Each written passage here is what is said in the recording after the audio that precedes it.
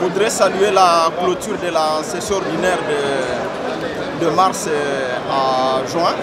Comme vous le savez, cette session a commencé tardivement parce que la session extraordinaire avait pris beaucoup de temps.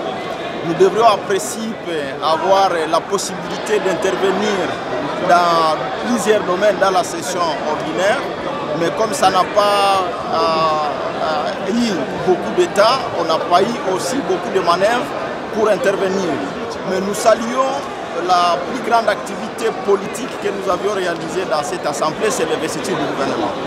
Nous attendions cet acte parce que nous avons des désidératants de la population que nous devons porter devant les différents ministères. En ce qui concerne ma province du Nord Kivu, ma circonscription, le territoire de Béni, nous avons besoin évidemment de voir le ministère de la Défense et le ministère de l'Intérieur travailler pour que la paix puisse revenir le plus tôt possible dans cette province. Comme vous le savez, c'est chaque jour que les ADF endeuillent la population de Béni, aujourd'hui celle de Lubero.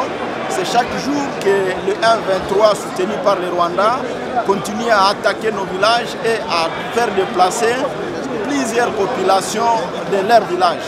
Nous avons besoin évidemment du soutien du gouvernement dans le cadre de l'accompagnement humanitaire parce qu'en fait, les conditions humaines aujourd'hui pour notre peuple sont devenues très difficiles et les enfants, les familles dorment à même le sol sans assistance.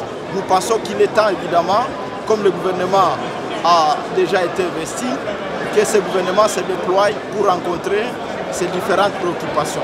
Merci. Nous sommes contents que nous soyons là parce que nous avons été mandatés par la population et nous allons continuer à servir cette même population. Merci beaucoup. Je n'aime pas toujours aborder des questions avec trop de polémiques. Nous avons tous coordonné, puis ce n'est pas la personne de l'honorable et je pouvais tout faire sans les concours de tous mes collègues députés.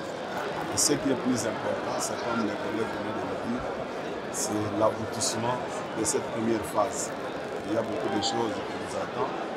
La population qui nous a confié le mandat attend aussi beaucoup de nous. Pour le moment, nous observons ce qui se passe. Et n'oublions pas aussi, nous sommes dans un contexte un peu différent avec d'autres nations, puisque les gens, quand ils présentent la situation sur le fonctionnement du Parlement ou bien du gouvernement, c'est comme si nous étions dans une situation normale. Le pays est en guerre. Et comme nous sommes en guerre, les gens doivent réfléchir en fonction de cette situation-là. Puisque tout ce que l'État congolais réalise comme fonds, comme recette, c'est destiné toujours à la guerre. Et d'où il peut y avoir des ratés dans certains domaines de la vie, qu'on ne puisse pas tenir rigueur à l'exécutif qui gère le pays. Le problème se pose à quel niveau? Puisqu'aujourd'hui, les gens veulent tout faire. Les gens veulent aborder même des matières où ils ne sont pas en mesure d'aborder. Avec l'arrivée des réseaux sociaux, tout le monde est spécialiste en tout. Ce que l'Assemblée nationale fait, c'est prévu par la loi. Nous n'avons pas formé un royaume pour sécuriser les malfaiteurs, non. Mais la procédure doit être respectée. Il n'y a que ça. L'Assemblée nationale n'a pas dit que le ministre et le collègue député Nicolas Kazadi ne puissent pas être entendus par les procureurs. Ce n'est pas ce qu'on a dit, mais voilà, avant même qu'on commence à écouter notre collègue, il y a des interprétations dans tous les sens, ce qui n'est pas aussi normal. Je sais que c'est une session qui a commencé avec l'ouverture d'une session inaugurale, qui a eu des turbulences, des perturbations, mais quelle que soit la longueur de la nuit, les jours finissent par apparaître. Aujourd'hui, nous atterrissons en douceur et nous serons en contact avec nos bases respectives pour reporter les attentes de la population afin de pouvoir y amener une solution vis-à-vis des gouvernements. C'est ça ce que je puisse dire. Nous attendons tout simplement les actions concrètes. Je me dis qu'il faut qu'il y ait des hommes et des femmes consciencieux pour relever certains défis dans ces pays. Et c'est possible.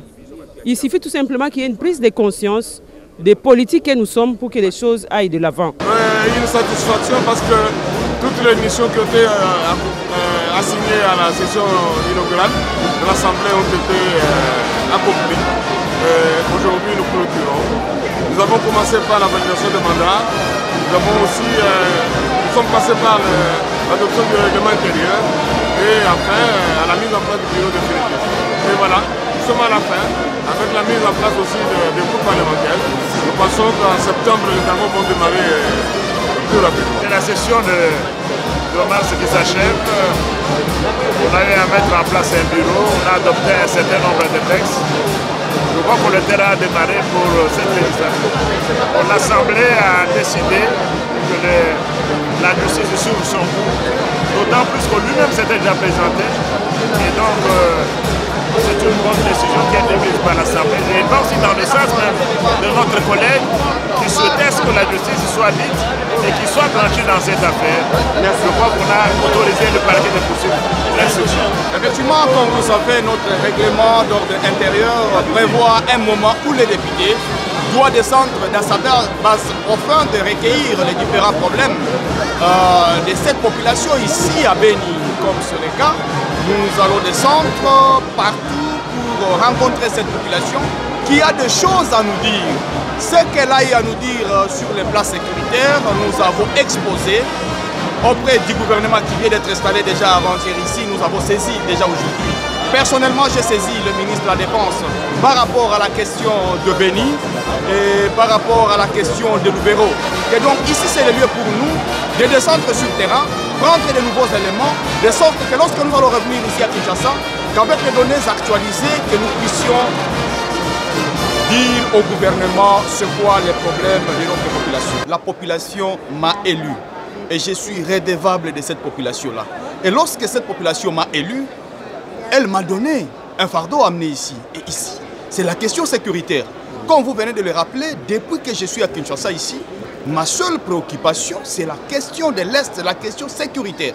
Aujourd'hui, dans la chefferie, disons en fait dans les groupements Basso Amadioué, mais les gens sont en train de mourir. Ici, on vous parle, certains vous parlent de 40 ou 50, mais moi je vous parle de plus de 190 personnes tuées. Et d'ailleurs, ce matin, pour votre gouverne, je viens de saisir le ministre de la Défense et Sécurité assez combattant de la question sécuritaire à Beni. Je me suis dit, comme c'est un nouveau ministre qui vient d'entrer, il fallait que je lui brosse toute la situation sécuritaire à Beni, passant par Kokola, Maïmoya, vous venez, vous prenez Mangina, vous prenez Mantumbi, vous prenez Kantine, Maïtundulu, vous prenez partout là. Il fallait que je lui dise, parce qu'ici nous partons pour 3 mois. Pour 3 mois, nous serons dans la base. Il fallait que je mette le nouveau ministre en actualité. Que donc, ce matin, il vient déjà d'avoir cette actualité-là. Et j'espère que lorsque nous allons revenir ici, ça sera question d'évaluer. Mais n'empêche, même si nous sommes en vacances, ce n'est pas que ce sont les vacances au vrai sens du mot. Je ne pars pas en vacances pour les raisons de me reposer. Je pars en vacances pour rencontrer la population, au fait que celle-ci me donne des données et je vais encore rentrer à Kinshasa de temps à temps durant la vacance ou les vacances parlementaires pour venir parler, discuter avec le gouvernement. Donc ce n'est pas que je pars pour 3 mois et ne plus revenir ici. Mesdames et messieurs, merci pour votre attention. Vous venez de suivre les déroulements de cette plénière ici en direct à l'Assemblée nationale de la République démocratique du Congo. 4 points à l'ordre du jour. C'était d'ailleurs, tout a commencé par la présentation des projets de loi sur l'habilitation autour de la question d'état de siège dans 2 provinces dans la partie est de la République démocratique du Congo, proposé et présenté par l'actuel ministre d'État en charge de la justice et garde des Sceaux, Constant Mutamba, a commencé la plénière, l'ouverture de cette plénière. Les députés nationaux ont voté à main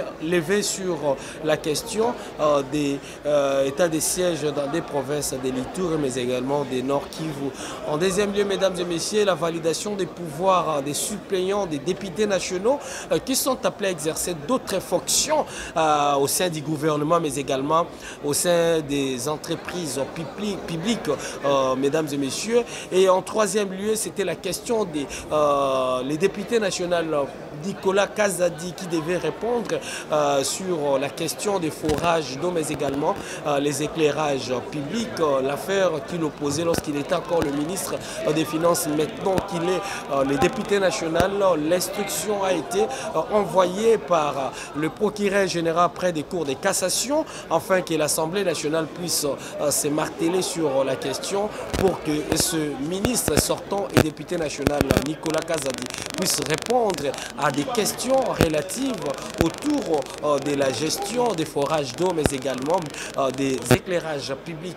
En dernier lieu, c'était les discours de Vital Kamerhe, président de l'Assemblée nationale, qui a clôturé la session ordinaire de mars, mesdames et messieurs. Vous avez suivi les discours de Vital Kamerhe sur le bureau définitif de l'Assemblée nationale, mais également l'investiture du gouvernement souminois.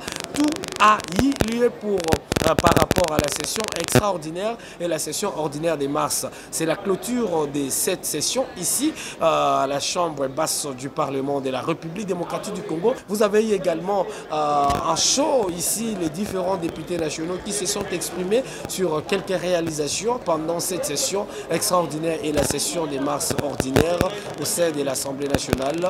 Le rendez-vous est donné pour la session budgétaire de septembre qui s'annonce dans 3 mois. D'ici là, portez-vous bien et restez connectés sur Top 243 News et www.top243news.com.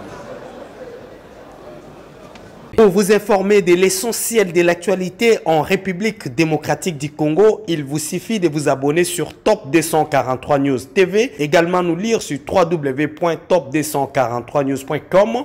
Au nom de toute la rédaction, nous vous remercions.